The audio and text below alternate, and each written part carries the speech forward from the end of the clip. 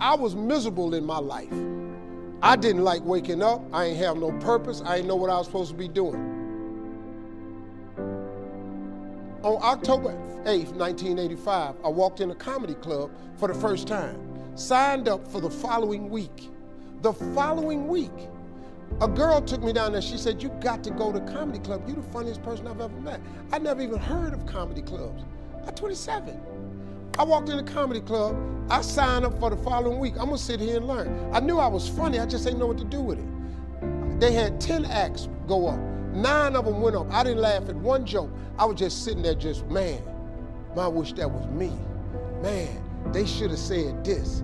Every joke they told, I knew the punchline before they said it, and I wrote a better punchline in my mind, what they should have said. It got to guy number 10, they called his name, he wasn't there. They said, well, he's not here, we're gonna go to next week's list. Steve Harvey, where are you? Long story short, I won amateur night that night. I won $50. It was a 45-minute drive to my house with this girl named Gladys. I cried 45 minutes. She said, "What you crying for? It ain't but $50. I said, no, you don't even understand. I was born tonight. I now know what I'm supposed to do. I went to work the next day, October 9th, and quit my job. With $50, I had nothing. I just never gave up. I'm gonna tell you something. That decision cost me everything I had. I lost everything. I lost my family. I lost friends. I lost everything. I became homeless. I lived in a car for 3 years. But I just saw this, I saw this vision. I just pursued it. I said, wow, that's it. You have to take chances in life. Life is about risk. If you play it safe in life, you ain't gonna have much of a life. If you play it safe, you won't have much of a life. Life is risk.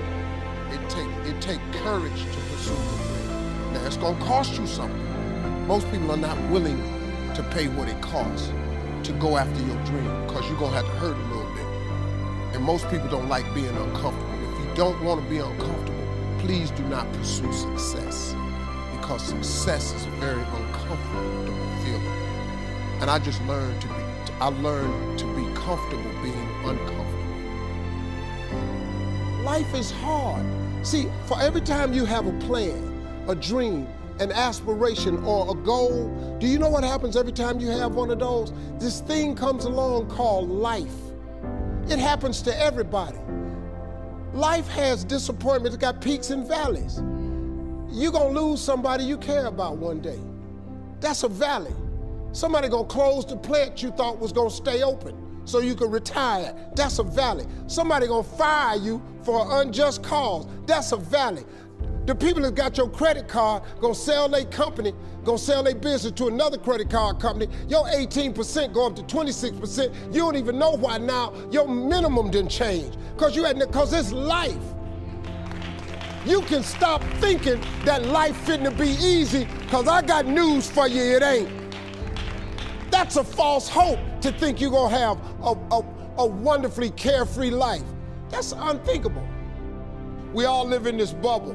What you gotta do, you gotta put more air in your bubble. You got to blow your bubble up.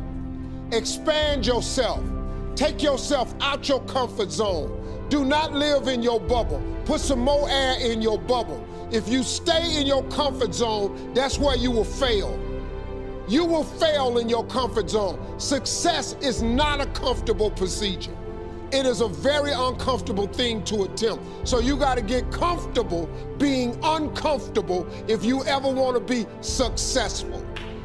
Start putting some pressure on. Put some pressure on yourself. Get out here and get about it. Look, I'd love to sugarcoat this thing for you. I'd love to tell you, look, you can go out here and get rich, do a couple of things. That ain't happening. You gotta get real doggish. You gotta get downright funky if you wanna make it. Now, like I was telling you before, if you wanna be ordinary, you ain't even gotta listen to me. Just go on about your business. If you think ordinary is cool, ain't no problem. It's some really, really wonderful, ordinary people. But if you are sitting in this room and you have extraordinary aspirations, then you're gonna have to do extra. You put extra on top of ordinary and you come up with extraordinary. It's no other way. I'm sorry, but here's the fact. All of you have extraordinary capabilities, all of you. You have to decide if you are willing to do the things to put you in that category.